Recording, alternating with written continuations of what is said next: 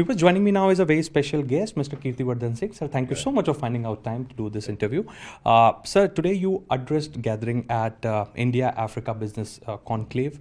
Talk to us a little bit about deepening cooperation with the African nations. Also, very important to highlight that how during the G20 summit, under the India's leadership presidency, African Union became the part of the G20 grouping. Talk to us about this historical and a very important relationship. Looking at the history of our relationship, our trade with Africa has been going on for hundreds of years. Okay. It is the favorable trade winds between the African continent and India, Indian subcontinent, that carried this trade forward. And even now, Africa has immense resources, Africa has immense potential, and our diaspora settled in African countries centuries back. And they carried forth trade. They have not only integrated with the society, but they also hold a very important place in their business environment, in the industrial environment, even in the agricultural sector. Indians are doing very, very well there, and they're very strongly entrenched. And both our countries have gained from that. Okay. Africa also, the African countries also rely on the good practices, the honest practices, which are part of our inherent values. And these have been carried forward by a business community in that continent. And these have helped to build very strong bilateral bridges between India and Africa. Now coming to the current times. When the world has been divided into the developed countries and the developing countries or the least developing countries, and of course in the talks of climate change, these divisions have become sharper. In the various changes that have been happening in the world in the past few years, it is not just conflicts, not just diseases like COVID, but also let's say evolution of the trade, climate and business environment.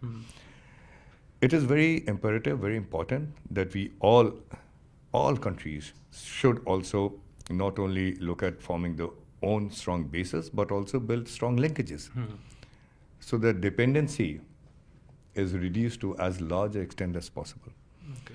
Now, it was a very important step, very important initiative taken by Honorable Prime Minister to have the African continent and the African countries in the G20. Yes.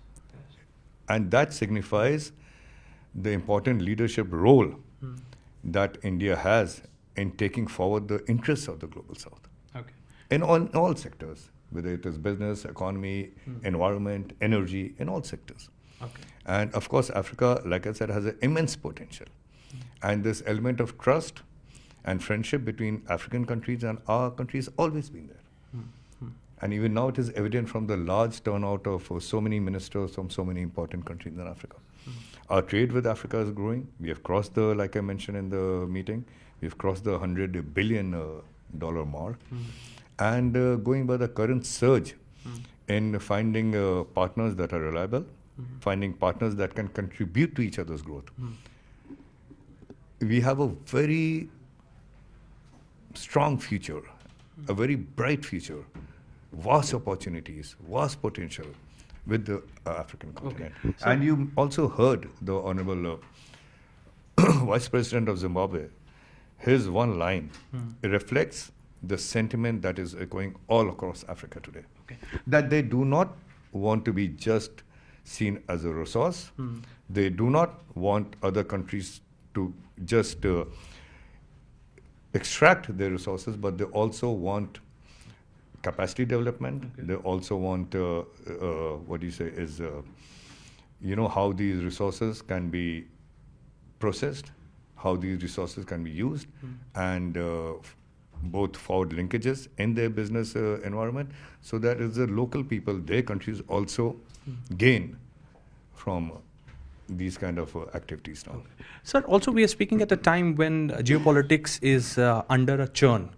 perhaps if I talk particularly about India, then India is looking for more markets, more friends and partners, especially at a time when India has been tariffed by 50%, and India wants to diversify its exports. Talk to us a little bit about that, and also about India's national interest. Well, in the light of this conclave currently, Africa has a vast population. Yes. And it can be a vast market for our produce and other countries also. And when you mention the geopolitical changes, of course, these changes are happening right before us. And we need to see what serves our country's interests also the best. Yes. What linkages can be mutually beneficial rather than being exploitative. What relations, what linkages again can help us for future stability of our populations, of our country, of our businesses. And that is what we are looking at. These tariff regime that is we are seeing, the world is seeing, is highly unjustified. It is, I'd say, highly unfair.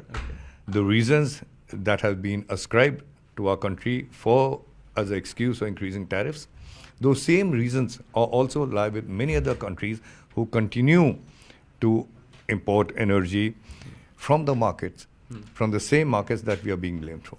So it's a totally unjustified and unfair, let's say, imposition of tariffs.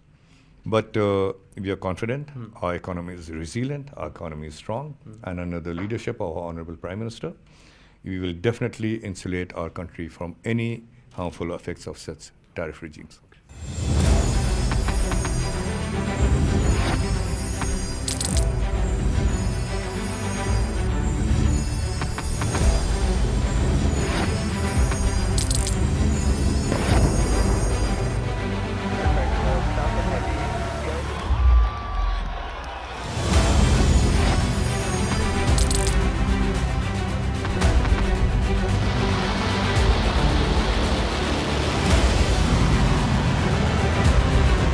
Been fighting so long and so hard that they don't know what the they're doing.